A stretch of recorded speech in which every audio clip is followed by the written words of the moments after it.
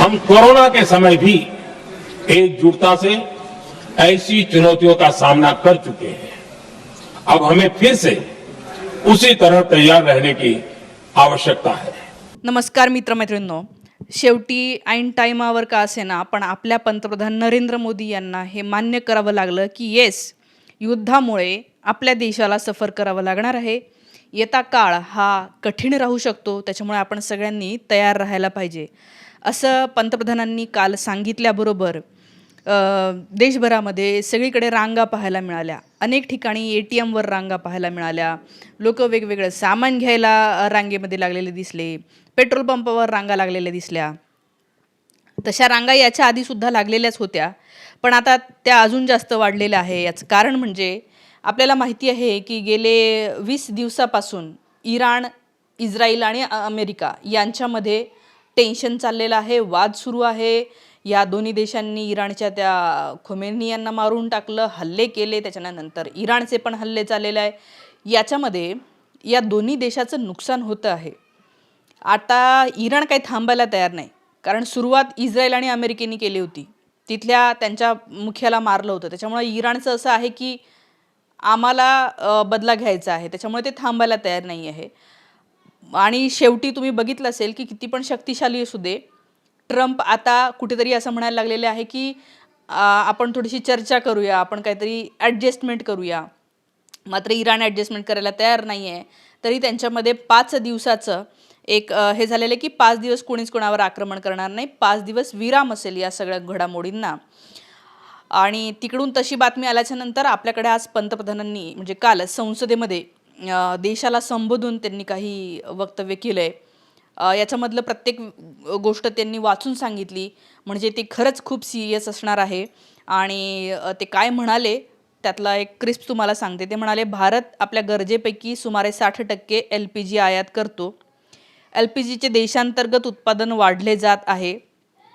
Bharat crude oil, LNG आणि LPGसाठी 27 देशांवर अवलंबून होता, मात्र आज 41 देशापर्यंत आयात वाढलेली आहे. म्हणजे आपण 41 देशांवर अवलंबून आहोत असं ते म्हणतायत. सध्या भारताकडे 53 लाख मेट्रिक टनाहून अधिक पेट्रोलचा साठा आहे आणि वाढवण्याचं काम सुरू आहे असं ते म्हणत आहेत.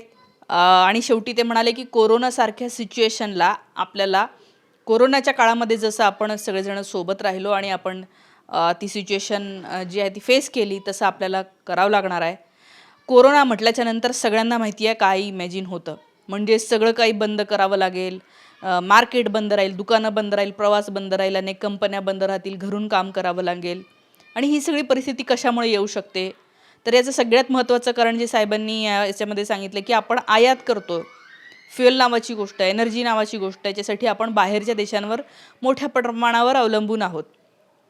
साहेबांचे अंधभक्त ज्याला म्हणूया, आता त्यांना वाईट वाटतं अंधभक्त म्हटलं तर, पण हेच अंधभक्त जे 15 दिवसापूर्वी विरोधी पक्षातले लोक जेव्हा म्हणत होते की भाव का वाढतोय, भाववाढ करू नका, किंवा काम करा, स्टोरेजसाठी काम करा, लोकांना काही सांगा, तेव्हा हे सगळे लोक काय म्हणते, अंधभक्त आणि आपले नरेंद्र मोदी साहेब किंवा फडणवीस साहेब, की युद्धाचा आपल्यावर काहीच परिणाम होणार नाही, आपल्याला काहीही होणार नाही आहे, आपल्यावर बिलकुल झळा बसणार नाही आहे, आपलं त्याच्यामध्ये काही हेच नाही आहे, आपलं देश खूपच मोदीजी खूप स्ट्रॉंग आहे, असं सगळं त्यांचं चाललेलं होतं.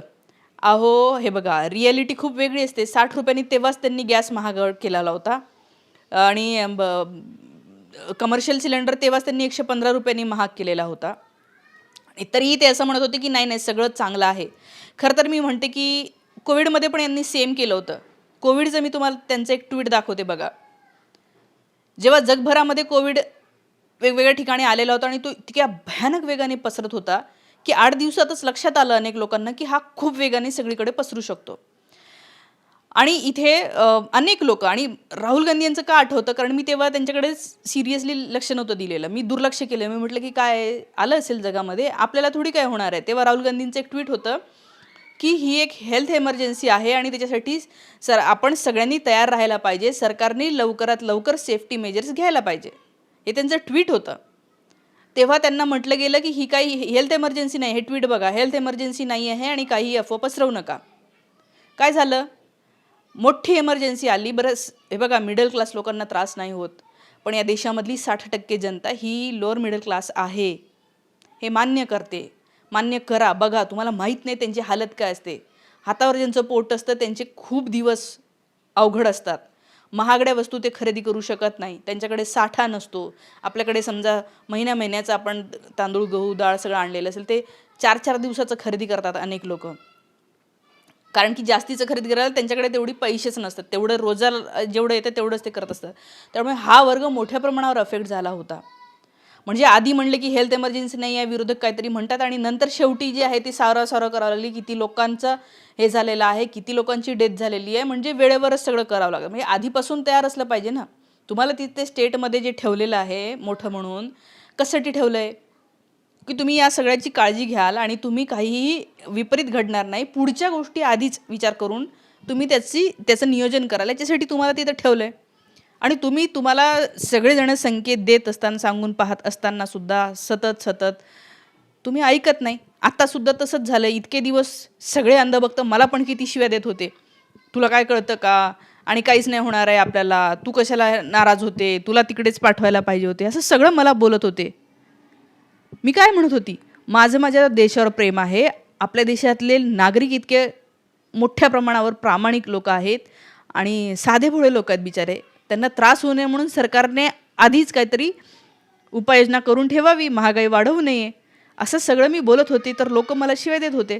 शेवटी काल नरेंद्र मोदी साहेबांना बोलावं लागलं. आता ही लॉकडाऊन सदृश परिस्थिती का निर्माण होऊ शकते, तर सगळ्यात महत्त्वाचं म्हणजे जे आपण साहेबांनी आता सांगितलं की 41 देशांमधून आपल्याकडे हे सगळं येतं. सगळ्यात महत्त्वाचं म्हणजे क्रूड ऑइल, पेट्रोल, डिझेल जे तुमच्या गाडीमध्ये असतं ते. हे क्रूड ऑइल आपलं जवळपास 88% हे आपण बाहेरून मागवतोय. 60% नॅचरल गॅस जो आहे तो आपण बाहेरून मागवतो. तर आता हे जे तेल आहे, हॉर्मुझची सामुद्रधुनी, जे यांनी किती पण बोंबाबोंब केली की आपल्याला काही फरक नाही पडत म्हणून, ती सामुद्रधुनी खरं तर हॉटस्पॉट आहे आणि प्रॉब्लेम आलेला आहे. शिप्स तिथे अडकलेल्या आहेत. काही शिप्स इराणनी सोडल्या. त्या इराणच्या महाशांनी सांगितलं पण की आम्हाला कोणी सरकारमुळे नाही सोडत आहे, आम्ही सामान्य जनता तिथली जी प्रामाणिकपणे आम्हाला मदत करते आहे, सामान्य जनता जिनी शाळेवर हल्ला झाला त्याचा निषेध केला, जी इराणमधल्या पण सामान्य प्रामाणिक लोकांच्या सोबत आहे, आणि त्याच आमच्या भारतीय बांधवांना त्रास होऊ नये म्हणून आम्ही काही जहाजं सोडले असं त्यांनी मान्य केलं. पण ते पण किती करणार आहे, कारण की जर का तुम्ही मदत तर सोडूनच द्या, तुम्ही हेच म्हणत नाही आहात की इराणसोबत जे झालं ते चुकीचं झालं, हे अजून बोलले नाही साहेब. अरे बोलणं हे किती गरजेचं असतं. भारताचा स्टँड कायम महत्त्वाचा राहिलेला आहे. भारतासारखा इतका मोठा देश जर असं म्हटला की अमेरिकेने जे केलं ते चुकीचं केलं, हे म्हणायला पाहिजे. आपण 2003ला म्हणलेलो, गद्दाफीला मारलं तेव्हाही म्हटलेलं आहे. एकदा तर अटल बिहारी वाजपेयी पंतप्रधान होते तेव्हासुद्धा ते म्हटलेले आहे इराकवर हमला करणं चुकीचं आहे. प्रत्येकजण जेव्हा असं होतं ना तेव्हा ते बोलायला पाहिजे. ते बोललेलं आहे. पण आत्ताच असं झालं आहे की साहेब म्हणलेच नाही की हे चुकीचं आहे, आणि त्यामुळे इराणला असं वाटत नाही की भारत आता आमच्यासोबत राहिलेला आहे, आणि त्यामुळे तिथे अडकून राहिलेल्या आहेत गोष्टी. आता त्या अडकल्या तर ऑब्व्हियसली पेट्रोल महागणार. पेट्रोल खूप महाग झालं तर लोकांना ऑफिसमध्ये जाणं येणं अवघड होईल, कारण की त्याचे फेअर वाढणार आहे. टोल वाढणार आहे 1 तारखेपासून म्हणून आजच बातमी आहे. तर जेव्हा प्रवासही वाढेल, प्रवासाचा खर्च वाढेल, मग अनेक कंपन्यांना म्हणावं लागेल की तुम्ही घरून काम करा, कारण की नोकरदार लोक पण म्हणतील ना की आम्हाला खूप जास्त महाग होते, घरून काम द्या, मग ते घरून काम देतील. ट्रॅव्हल महाग झाल्यामुळे भाजीपाला जो प्रवास करून आणावा लागतो, किराणामाल प्रवास करून आणावा लागतो, त्याच्या किमती वाढणार आहे. कोविडमध्ये तर काय ऑइलचं तसं काही किमती वाढण्याचा हे नव्हतं, फक्त दुकानं बंद राहत होती कारण की आजार पसरू नये म्हणून.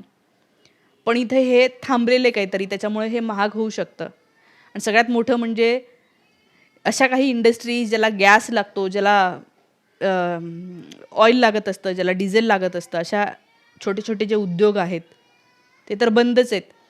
कितीतरी कॅन्टीन्स यांनी आपला मेनू एकदम 2-4 आयटमवर आणलेला आहे. गुजरातमध्ये 4 दिवसापूर्वीची बातमी आहे BBCला, तुम्ही बघा की मोठ्या प्रमाणावर लोक गुजरात सोडून आपापल्या बिहार, उत्तर प्रदेश तिकडे चाललेले आहे. हे आपले भारतीय बांधवच आहेत ना. आता काही लोक म्हणतील हां बरं झालं, गेले तर गेले, जायलाच पाहिजे आपल्या गावाला. अरे तिकडे जाऊन ते खाणार काय आहे? प्रत्येकाची शेती सुपीक नाही आहे ना. लोकांच्या काही अनेक लोकांकडे तर शेती पण नाही आहे, काय खाणार आहेत ते? असा विचार आपण सगळ्यांनीच केला पाहिजे. तिकडे ते सुरू झालेलं आहे, हे होऊ शकतं. महाराष्ट्रामध्ये पण तुम्ही बघा, काल रेल्वे गाड्या बंद केलेल्या आहेत महाराष्ट्रातल्या आतमधल्या, आणि त्या आता फक्त महाराष्ट्रातून बाहेर जाणाऱ्या लोकांसाठी सुरू ठेवल्यात, कारण बाहेर जाणाऱ्या लोकांची संख्या वाढली आहे. हे सुरू झालेलं आहे लॉकडाऊनमध्ये. जसे लोक पैदल पैदल गेले होते, गाड्या बंद होत्या म्हणून, पण आता गाड्या असतील महाग, खूप महाग असतील, कारण की येण्याचा ओघ हा झालेला आहे. आणि आता साहेबांनी काल डिक्लेअर केल्यामुळे तारंबळ उडालेली आहे देशभरामध्ये. आणि आता हे युद्ध जर चिघळलं तर 20 दिवस आपल्याला काही फार फटका बसला नाही, आणि आता ते थांबणार असंही वाटत नाही आहे. त्याच्यामुळे हे जर असं झालं तर मोठ्या प्रमाणावर जे आहे ते आपल्याला लॉकडाऊन सदृशच परिस्थितीला सामोरं जावं लागू शकतं. आणि मला असं वाटतं आता तरी हे अंधभक्त हे मान्य करतील की हो, आमच्या मोदीजींनी म्हटलंय ना, हां मग आता ही एमर्जन्सी आहे, लॉकडाऊनसारखं आहे. कारण 15 दिवसापूर्वी पण काही लोक म्हणत होते की अरे बाबांनो, सेफ ठेवा, तांदूळ गहू ज्वारी भरून ठेवा, तेल सगळं खरेदी करून ठेवा. युद्ध सुरू झालेलं आहे तेव्हा मात्र ते शिव्या देत होते, आणि आता त्यांना मानावं लागेल, ऐकावं लागेल. तर म्हणून मी म्हणते की नेतृत्व आपल्याकडे असं दूरदृष्टी असलं पाहिजे, ज्यांना खूप पुढचा विचार करता येतो, पुढचं काहीतरी सांगतील. तरी आपण होप करूया की ह्या सगळ्या याच्यामध्ये आपल्याला जास्त फटका बसू नये, जास्त त्रास होऊ नये. सगळ्यात महत्त्वाचं असतं ते म्हणजे तुम्ही तरी माझे व्हिडिओ बघत असाल, जे लोक समजा व्हिडिओ बघू शकत नाही, ज्यांच्याकडे स्मार्टफोन नाही आहे, त्यांचं आयुष्य प्रयत्न करा त्या सगळ्यांना मदत करायचा. आज इथे थांबते. धन्यवाद.